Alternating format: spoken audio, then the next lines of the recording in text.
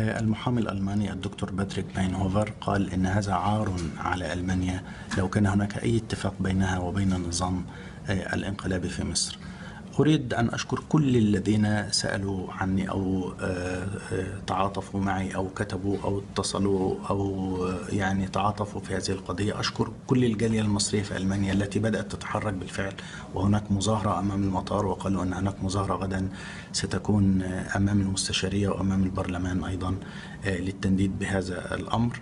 لكن أريد أطمئن الجميع أن هذه القضية في النهاية هي قضية فالصو، لأن النظام الانقلابي في مصر أضعف وأهون من أن يجر دولة مثل ألمانيا أو الاتحاد الأوروبي إلى لعبته الخسيسة التي يقوم بها مع المصريين، وسوف ترتد عليه.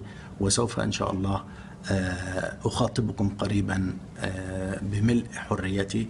ربما لا أستطيع أن أتواصل معكم بعد الآن لأن سيأخذ مني الموبايل وكل هذه الأمور الأخرى، ولكن إن شاء الله غدا وفي أقرب وقت سيمن الله علينا ويطلق سراحنا وتنقلب هذه القضية عليهم وينقلبوا خاسرين.